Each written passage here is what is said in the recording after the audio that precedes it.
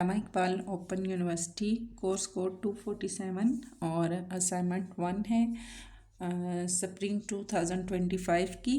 Question number 2 है इसका।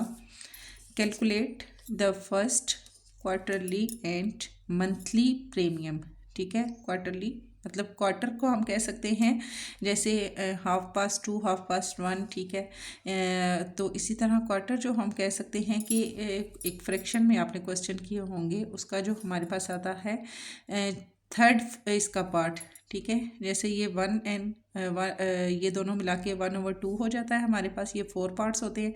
तो क्वार्टर आप या फिर आप कह सकते हैं 1:45 ठीक है, इसको हम कह सकते हैं इसका क्वार्टर है, यानी कि ये आधे घंटे और 15 मिनट दोनों को ऐड करके यह क्वार्टर हमारे पास हो जाता है। एंड मंथली और monthly premium if the age of the insured is 30 year. अब वो कहते हैं मंथली प्रीमियम भी हमने देखना है अगर उसकी जो इंश्योर्ड की उसकी जो एज है वो 30 ईयर हो। The policy amount is 3 lakh रुपए, उसकी जो पॉलिसी की अमाउंट है वो 3 लाख है। The maturity time is 25 year. अब उसके मेच्योर होने का जो टाइम है वो अगर 25 साल है, जबकि उसकी जो पॉलिसी की इंश्योरेंस की जो या जो एज है वो उसकी 30 ईयर हो चुकी है। ठीक है, रेट ऑफ प्रीमियम इज़, और जो प्रीमियम का रेट है वो हमारे पास है 3.5% fix with a policy fee 0.25। Policy fee भी उसमें ऐड करनी है 0.25% तक। ठीक है, यहाँ हमने देखना है, यानी एक बैंक है उसमें एक आदमी है जिसकी जो 25 ईयर तक उसने मैच्योर हो जाना है और एज उसकी अब 30 ईयर है। तो हमने उसमें मंथली प्रीमियम भी देखना है और क्वार्टरली उसका प्रीमियम भी हमने देखना है। और यहाँ पर हमें जो प्रीमियम का रेट है 3.5% दिया गया है और जो पॉलिसी फ़ी हमें दी गई है वो 0.25% दी गई है। पॉलिसी अमाउंट हमारे पास है 3 लाख रुपए, रेट ऑफ प्रीमियम है 3.5%, पॉलिसी फ़ी जो दी गई है 0.25% है। एनुअल प्रीमियम सबसे पहले हमने क्या करना है, मंथली और क्वार्टरली हमें दिया गया है तो हमने पहले एनुअल में देखना है कि एनुअल प्रीमियम जो है वो उसका क्या निकलेगा। रेट ऑफ प्रीमियम हमारे पास क्या है 3.5 है, हम लिखेंगे 35। ठीक है, पॉइंट है, पॉइंट को हटा देंगे और परसेंटेज का हम नीचे इसके लेंगे 100। और टोटल अमाउंट हमें क्या दी गई है 3 लाख रुपए है। यहाँ पर 20 ये 20 से कट हो गए, रिमेनिंग हमारे पास का क्या है 3000 है। 3000 को 35 से मल्टीप्लाई करें, हमारे पास आता है 10,500। अब जो मंथली सालाना उसको प्रीमियम मिलेगा वो 10,500 रुपये हैं। ठीक है, पॉलिसी फ़ी अब इसमें से निकलेगी। पॉलिसी फ़ी की हमें जो दिया गया है परसेंटेज 0.25 है, साथ ही इसके हमारे पास क्या थी परसेंटेज का लगेगा 100 multiply by total amount. Total amount यहाँ हम लिखेंगे, ये 20 इन 20 से कट हो जाएंगे, 3000 रह जाएगा। 3000 को 0.25 से मल्टीप्लाई करेंगे तो 750 हमारे पास आ जाएगा। मतलब कि उसको सालाना जो हमारे पास वो मिल रहा है वो है 10,500 और जो पॉलिसी फ़ी है उसका है हमारे पास 750।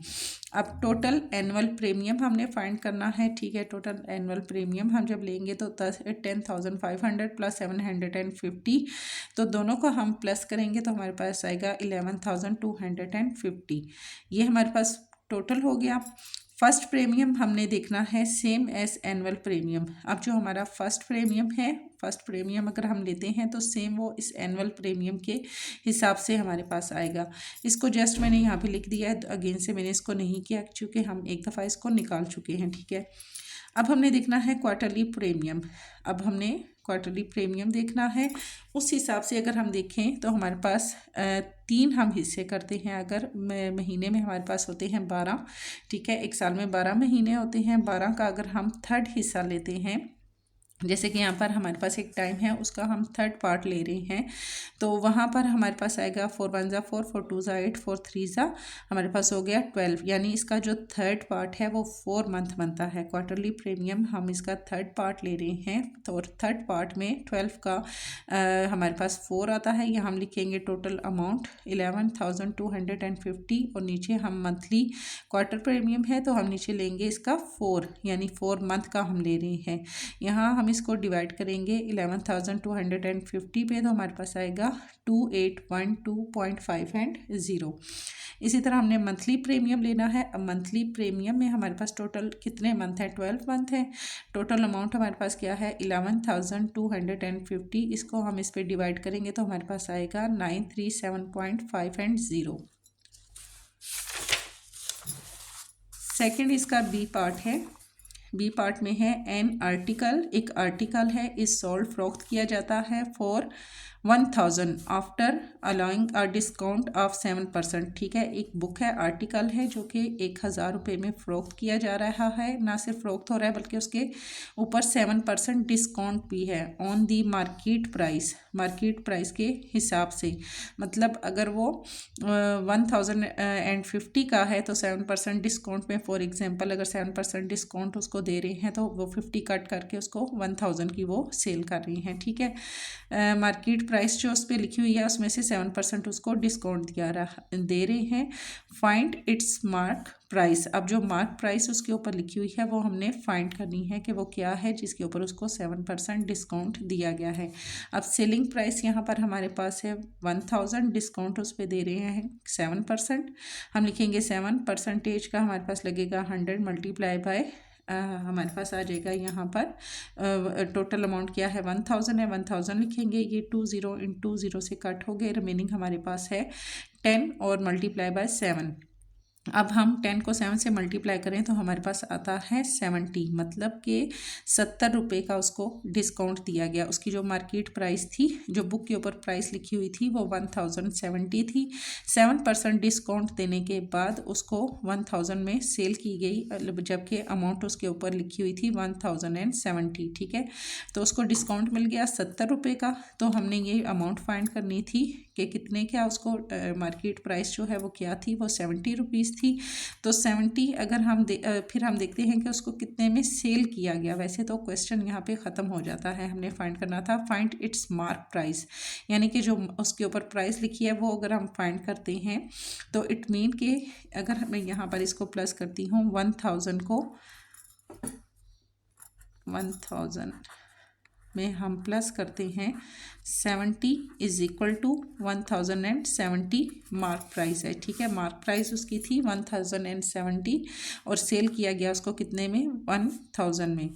अब हमने यहाँ पर फाइंड करनी है कि यहाँ पर हमें जो प्राइस उसको दिया गया, यानी इसको सेल कितने में किया गया। 1000 में से माइनस करते हैं हम 70, तो हमारे पास आता है रिमेनिंग अमाउंट आती है 930। यानी कि अगर हम इसमें से 70 निकाल देते हैं तो हमारे पास जो उसकी 7% डिस्काउंट के बाद जो सेलिंग उसकी प्राइस, ये हमने सेलिंग प्राइस उसकी निकाली है। ठीक है, अगर सिर्फ मार्क प्राइस हमने निकालनी होती तो हम यहाँ पर लिखते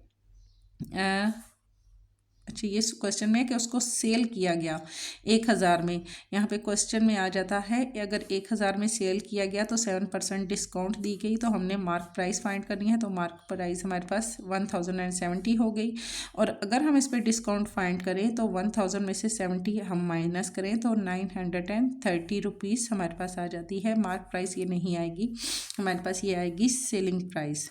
ठीक है, मार्क प्राइस इसकी आएगी 1070, और अगर हम इसमें से डिस्काउंट लेते हैं या हम इसको सेलिंग प्राइस हम इसको लिख सकते हैं। सेलिंग प्राइस अगर हमने फाइंड करनी होती तो हम यहाँ पर लिखते, इसको माइनस करते, अदरवाइज वैसे क्वेश्चन आपका यहाँ पे फिनिश हो जाता है। ठीक है, लेकिन मज़ीद अगर आगे आप करना चाहें तो आप इसमें ये डाल सकते हैं कि उसकी सेलिंग प्राइस 1000 में से 70 अगर हम माइनस करें 930 हमारे पास आ जाता है। मेरे हिसाब से जो क्वेश्चन है वो यहाँ पर एंडिंग हो जाती है, क्योंकि हमने यहाँ पर पूछा है इट्स मार्क प्राइस हमने फाइंड करनी है। 1000 में उन्होंने उसको सेल की, 7% उन्होंने डिस्काउंट दिया, तो हमने फाइंड की उसकी मार्क प्राइस।